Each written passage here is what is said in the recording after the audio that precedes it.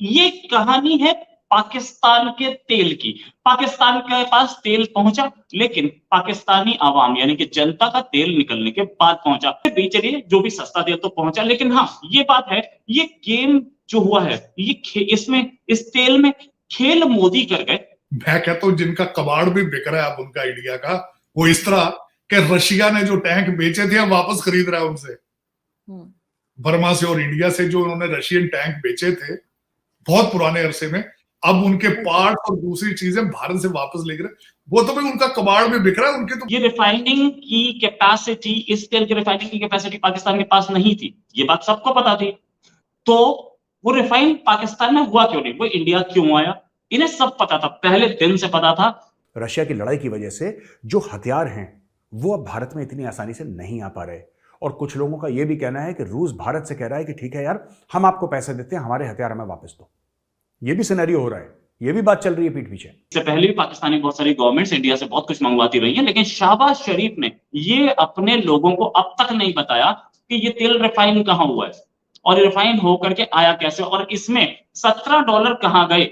बल्कि यहां तक भी हो रहा है कि सुना कि वो क्योंकि बेच रहे हैं, भारतीय आगे तेल बेच भी तो रहे हैं, भारत $52 पर बैरल लेकर उनके डील से आगे रिफाइन करके भी बेच रहे हैं। अब तो तेल भी इंडिया का, दवाई भी इंडिया की, और कश्मीर तो आपको अब हाथ से निकल ही चुका है। ये तो आपको अच्छी तरह से पता है, कश्मीर निकल चुका है आपके हाथ से, है ना।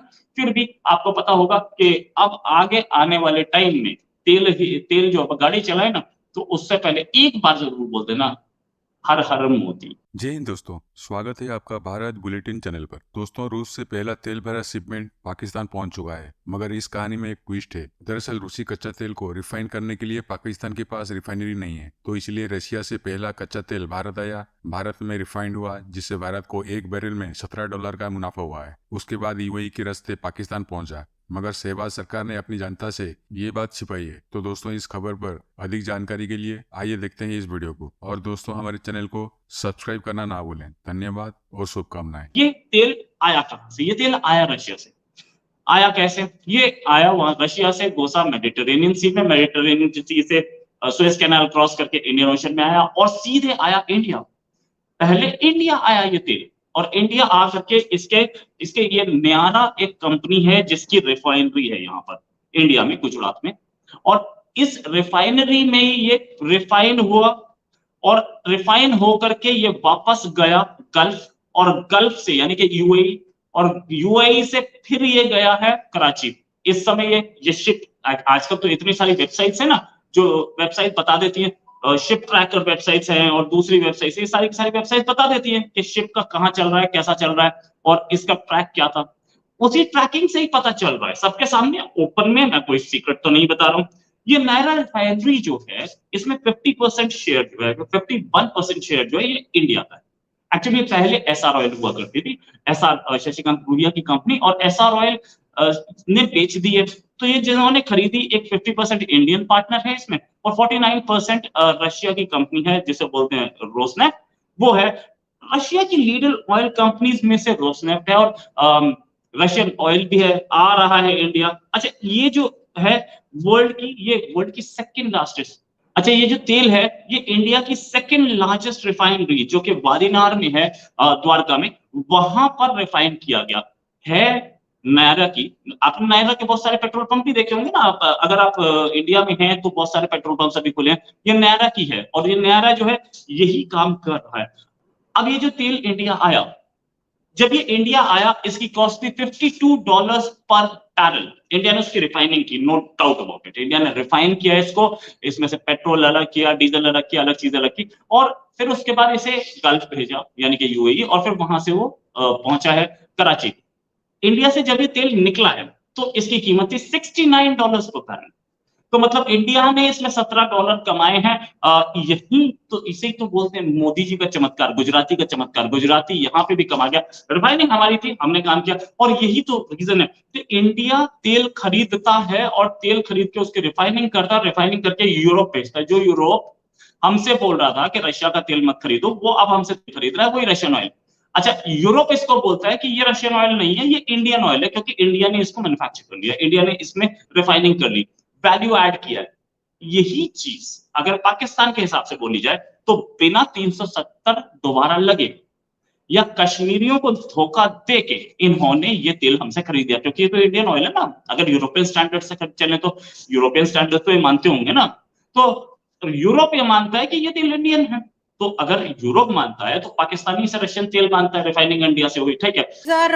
पड़ोस की अगर हम फिर बात करें सर, हमारा ये हाल है कि हमारे लीडर उठ के कह रहे हैं कि जी कोई बड़ी बात नहीं, करप्शन ही तो की है, और दूसरी तरफ सर उनकी जो 3.75 ट्रिलियन पे जो है इकोनॉमी पहुंच चुकी है भारत की। आरजू, उनकी इकोनॉमी अब नहीं रुक सकती। वो इकोनॉमी मैं कहता हूँ जिनका कबाड़ भी बिक रहा है अब उनका इंडिया का, वो इस तरह कि रशिया ने जो टैंक बेचे थे अब वापस खरीद रहा है उनसे। बर्मा से और इंडिया से जो उन्होंने रशियन टैंक बेचे थे बहुत पुराने अरसे में, अब उनके पार्ट और दूसरी चीजें भारत से वापस ले गए। वो तो भाई उनका कबाड़ भी बिक रहा है। उनके तो पता नहीं गुड लक ऐसी है उनकी, वो तो तरक्कियों में उनकी तरक्की तो रुके।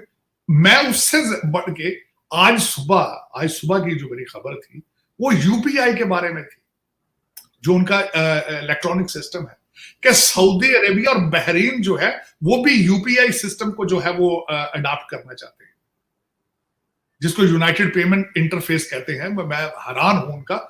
और मेरा एक दोस्त है यहाँ पे अमेरिकन, रिसेंटली जर्नलिस्ट, वो आज से 1 महीना पहले भारत गया और भारत से वापस आके उसने अपना एक आर्टिकल लिखा। उसने जर्नलिस्ट ने, आप सरप्राइज, उसने कहा जी कि वहां हर ठेले वाले के पास भी बार कोड है उसका अपना मौजूद है।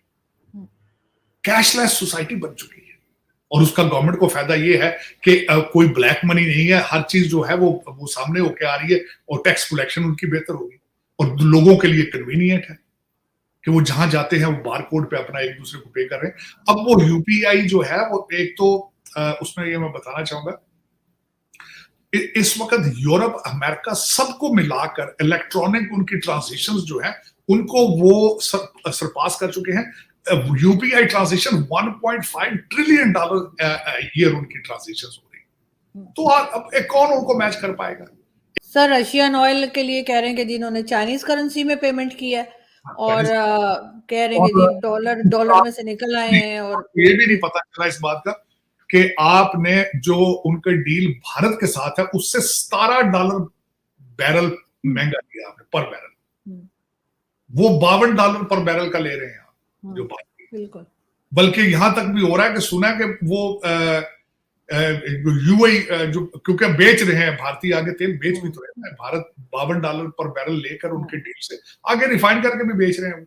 और दूसरा आपका तो अभी आया है क्रूड ऑयल, और उसमें अभी एक डाउट है कि आपकी रिफाइनरीज जो है वो एबिलिटी भी रखती है या नहीं रखती उसको रिफाइन करने की, ये अभी क्वेश्चन मार्क है। लोगों ने तो अभी जश्न मनाने शुरू कर दिया ना, अभी वो ढोल बजाना शुरू कर दिया, भाई वाह जी वाह। लेकिन अभी तो 2 शिपमेंट मेरे ख्याल एक आई है, दूसरी आने वाली है।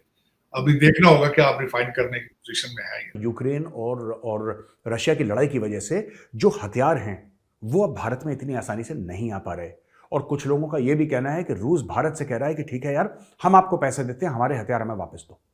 ये भी सिनेरियो हो रहा है, ये भी बात चल रही है पीठ पीछे। तो ये मीडिया ने कवर करा है, बाय द वे, जो मैं आपको कह रहा हूं, ये ऐसे नहीं कि मैं ऐसे ही बता रहा हूं आपको, मीडिया ने कवर करा है कि रूस जो कह रहा है, कई कंट्रीज को रूस कॉन्टैक्ट में, यार हमने आपको ये टैंक्स दिए थे, T-90 टैंक्स दिए थे, आपने हमसे खरीदे थे, हम आपसे वापस खरीदना चाहते हैं, हम आपको पैसे दे देंगे, आप हमें टैंक्स वापस दे दो, हमें जरूरत है। क्योंकि एट्रिशन बहुत ज्यादा हो रहा है वहां पर रशिया का। रशिया हावी है इस वक्त, रशिया अटैक कर रहा है इस वक्त यूक्रेन में, लेकिन रशिया को जितना नुकसान उठाना पड़ा, रूस ने, भारत ने, दुनिया में किसी भी देश ने सोचा नहीं था कि रूस को इतना नुकसान पहुंचेगा, रूस इतना नुकसान उठाएगा। रूस को ज्यादा नुकसान हो गया दोस्तों, ज्यादा नुकसान हो गया रूस को, एस्टिमेट से कहीं गुना ज्यादा नुकसान हो गया।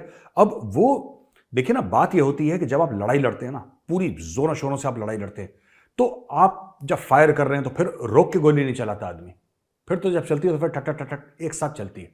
तो आप बुलेट्स की बात ले लीजिए, आप शेल्स की बात ले लीजिए, आप एयरक्राफ्ट के एमुनेशन की बात ले लीजिए, आप टैंक के एमुनेशन की बात ले लीजिए। अच्छा, इक्विपमेंट टूटता भी है, उसको भी रिप्लेस करना है, आप समझ रहे हैं। जब फुल कॉन्टैक्ट लड़ाई होती है, पूरी जब काइनेटिक जिसको कहते हैं ना, कॉन्फ्लिक्ट होती है, तब टूट फूट भी होती है चीजों की, लोग भी मारे जाते हैं, जाहिर सी बात है, एमुनेशन भी खत्म होता है, राइफल के हथियार के पुर्जे भी टूटते हैं, तो सब कुछ एक साथ होता, बर्बादी बहुत ज्यादा होती है, हथियारों की, खुद के हथियारों की बर्बादी होती है जो आप दुश्मन पे फायर कर रहे हैं, उसकी रिप्लेसमेंट। अब रूस के पास वो है नहीं मामला, तो रूस दाएं बाएं से इकट्ठा कर रहा है हथियार कि चलो लड़ो लड़ो लड़ो। तो रूस के लिए बड़ी इज्जत की बात हो गई यूक्रेन वॉर, क्योंकि लोग बोलेंगे साहब इतना बिलांद भर सा यूक्रेन, आप इसको नहीं निपटा पाए।